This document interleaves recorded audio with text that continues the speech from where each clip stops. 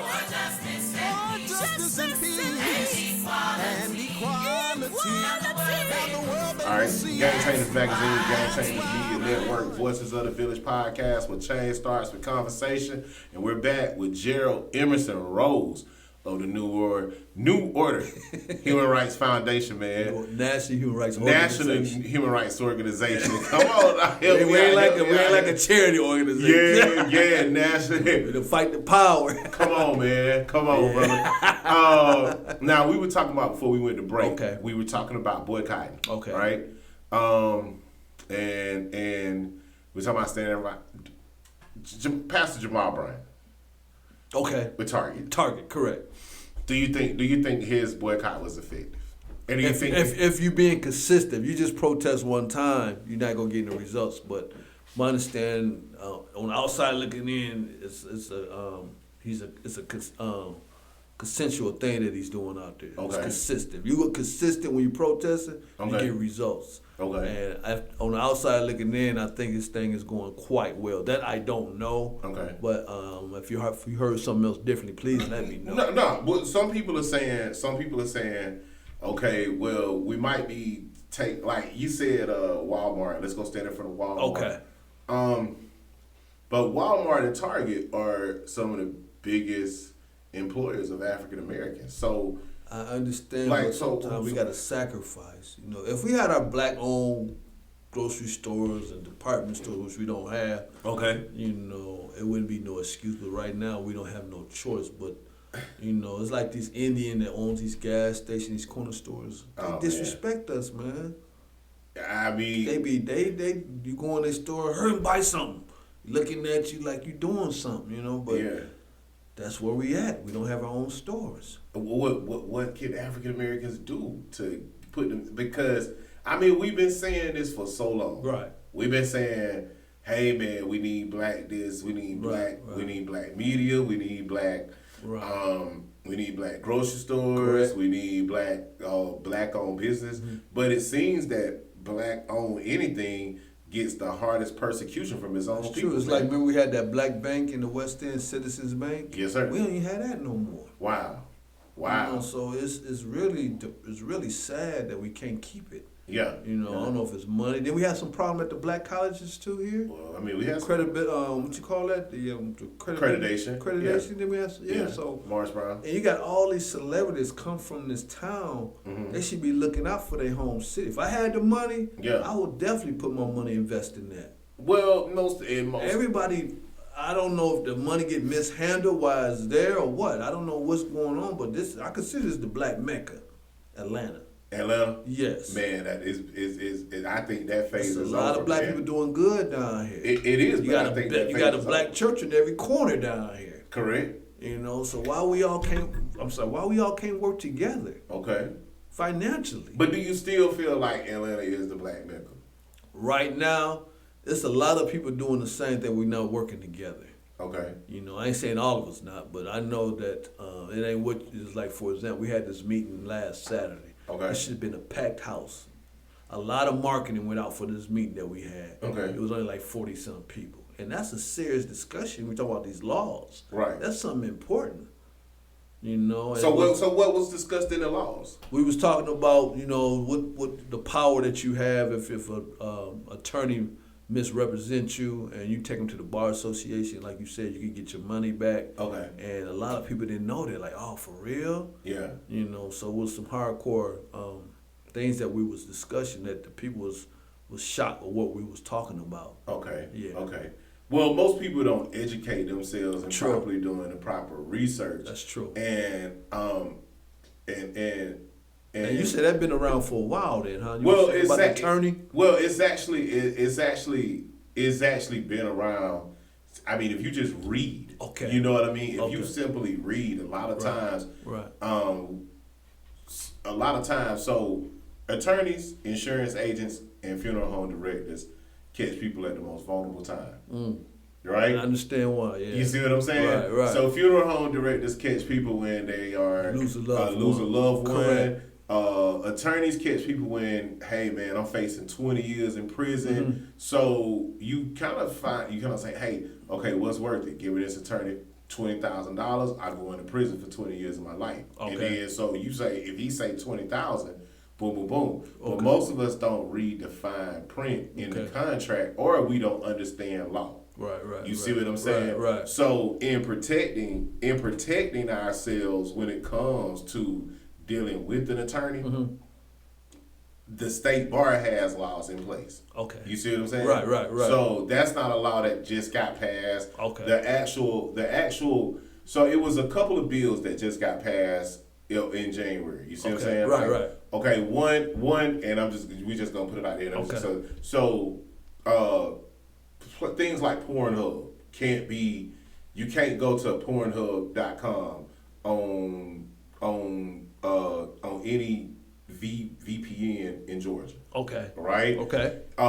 You also have where helium balloons can't be released, or you can't blow up bouncy houses if the wind is over 15 miles per hour. You see what I'm saying? Okay. So yes, Georgia released a new set of laws, but the law that required for the attorney did not just take place. I believe the newest law that took place when it came to this year was the prosecutor, and not, hey, the prosecutor can't falsely accuse you of charges. So I think it's a checks and balance there. Okay. You see what I'm saying? Right. Yeah, yeah. Let me ask you something. What's your opinion on the Rodney Hinton case?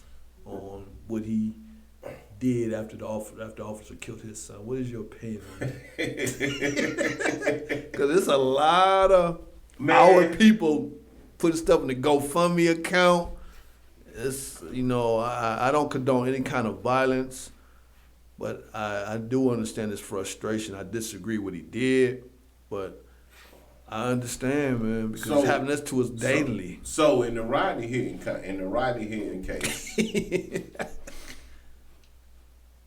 a cop killed his son. Right. A cop killed his son. Correct. I believe the crime that he committed was a crime of passion and should be reduced to a mental health sentence, if any. Okay. When it comes down to that. Right. Now I say that because I'm gonna be honest, I don't think he'll give him no break because he's black. I'm gonna tell you like this. So back before our time, when people would go fight wars. Okay. People go fight wars. One sign that a nation had defeated another nation was coming back with their genital or their balls in their hand. Okay. Right? It was an honor to say, you know what? We stopped the reproduction of this nation from even growing because not only did we kill their men, we have their balls and their genitals in the palms of our hands. Right. When it comes down to killing or doing anything harmful to our African American sons, our black sons, I look at it just like that. Okay. You see what I'm saying? Okay. So I look at you took my legacy away from me. True. My son. Right. And whether it was justified, I don't believe it was even justified. What I heard is that they was in a stolen car and he got out and just ran. Okay. But if you ran, you shot him in the back, the officer's life wasn't threatened. Yeah, his life wasn't threatened. That's what I'm saying. Right. That's what I'm saying. So in that case, they were in the wrong. Right. However, it didn't constitute him to be murdered. Correct. So, and I'm just saying, if I was in that same situation, I mean, he lost it. Yeah. He lost it. Yeah, And it's so built up, happens to it every day. You might look like you ain't doing mine like that. And I think that's why you have these laws coming back in place, where you have these laws coming back in place, kind of for the people and holding police accountable, holding. Now with a new administration in office, it is different things, different strokes for different folks. You see what I'm saying? Right. So when it comes down to it, we just have to make sure that we're protecting we're protecting our people and making sure that we stay knowledgeable in the laws. You see what I'm saying? Right. Nobody can go and say nobody needs to go and be like, hey man, we're trying to pick a fight anywhere, but we want, justice and peace and equality for all. Right. You see what I'm saying? The reason why I brought up that case is that the attorney is going to be on my TV show. Okay. And he's going to be talking about the facts of the case. Okay. That people don't know because a lot of people are assuming, but he's going to talk about the facts of the case. Right. And I'm kind of excited to have him on my show. So tell us about your TV show. It's called Real Talk with New Order, and we're live on Cluster TV. Okay. And we have like over 5 million views. Okay. And we talk about the real issues out there. We talk about some very important things. We do have a segment at the Nation of Islam. We give them an opportunity to give their little section or whatever, say something. Right. Because I love the nation. Man, that's what's up. And we talk about what we're working on, and like I said, I'm just excited. That's the reason why I brought that up. What was your opinion on that? Yeah. So how are you now with Atlanta? Okay. You say you're in Atlanta, and the Nation of Islam has a presence in Atlanta somewhere. They heavy on Camp Creek Parkway. Yeah, and they just opened up a new mosque over there by Metropolitan Street. Okay. And it's a nice building. Man. Yeah, But like I said, they show even though I'm not a Muslim, bro, they show me much love, man. Right. So how is your relationship with the black church? Okay, it ain't like it used to be. What do you think the black church can do to improve? First of all, they put ATMs inside the black church. It's like my dad my dad was a minister. Okay. The church was always open. Okay. People, for help. Okay. But when you pay your tithes thoroughly and you go to the pastor and say, hey, I need something. Mm-hmm. If I can help you with my lights. And I know it takes money to pay. Right. And you can't do that. That's not right. Right. Like Goldstein, what's that preacher in Houston, Texas? Is it Goldstein? No, what's his name? Osteen. They said that when they had the floods there, people came to him, needed some help. He closed the doors on them. What do you think was a safety measure? I don't know. It's just the fact that church is supposed to be there. They're supposed to be there for you when you need some help. Now, I ain't saying take advantage of going there all the time for something. Yeah. But if I'm a faithful tithe member and it's my first time, hey, I'm needing some help, I need something, and you turn me down, that ain't right. But most people that need the help ain't not faithful tithe members. You think that's what the problem is? Yeah. You think that's why they turn them down? I don't think. I think you have to vet it because I think people. And I know it takes money to pay bills. Yeah. They got to collect money to pay the bills. I do understand that. But I think people, when it comes down to it, I think. What about when you're hungry? Now, when you're hungry, we gotta feed you. Okay. But I think it's systems in place. Okay. Where we have to have systems in place. Right. Where checks and balances, because there's some people who take advantage of the system. Right.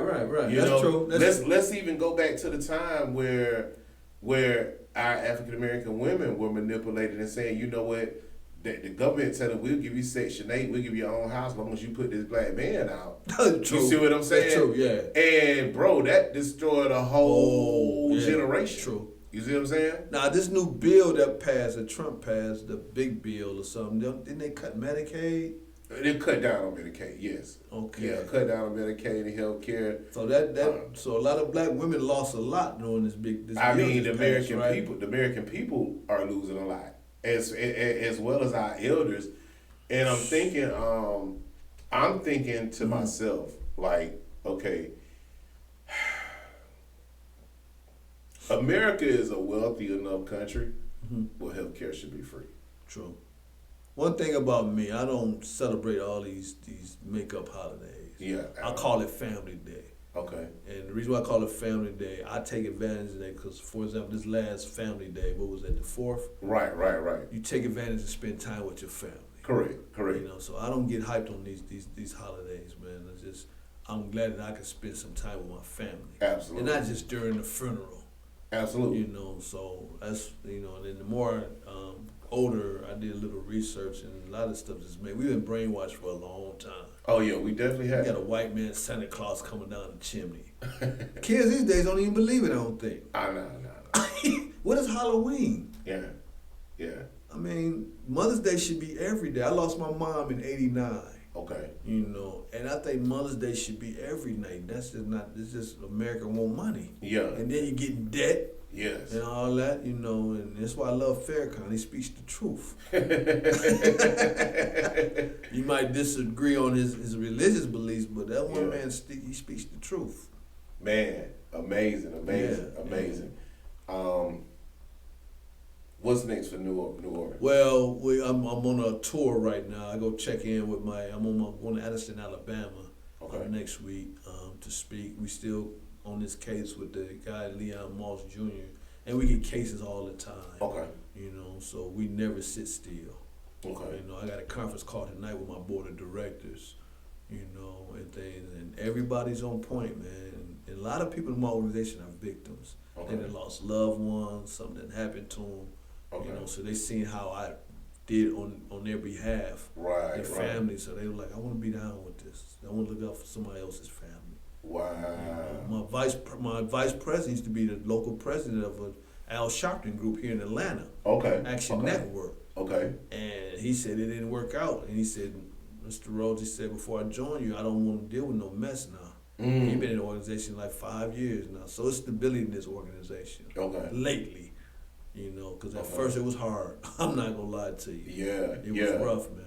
Yeah, you know, 'cause this is a big city. It ain't like my hometown, Toledo, Ohio. This is a big city. Everybody doing the same thing. Okay. A lot of doors was closed in my face, a lot. But now, you know that song, Mike Jones, You're Hot. Yeah, so now I prove myself. Okay. And I'm welcome into this community. You know, we get a lot of calls for help. A lot. Okay. You know, especially, it's to the point now the media gives out my phone number. And I actually said, how did you hear about my organization? Fox 5. Yeah, so they giving out my number. Okay. Yeah, so that means I'm doing something. You doing the work. Correct. Right. So how you guys, I mean, are you guys like hiring lawyers? Do you guys? We do have attorneys on my staff. Okay. You know, and they turn around and give us a donation to the organization. Okay. Yeah, we have 3 attorneys. I do tell the clients that this is not a free bono legal service. Once it gets to go to an attorney, we're out of it. Right. You know, they just a referral service for us. Okay. You know, and they do a great job. You know, one of my attorneys is out of Detroit. I got one here locally, but my other one can practice law in each state. Gotcha. Yeah. All right, man. We're gonna go to another commercial break, man. We got Gerald Emerson Rose, New Order, Human Rights National Foundation. National Human Rights Organization. Come on, man. You sound like you doing like a charity thing. Nah, man, we know you fighting for the people, man. You guys stay tuned. Game Changers Magazine, Game Changers Media Network, Voices of the Village Podcast. We're saying about the conversation. And equality.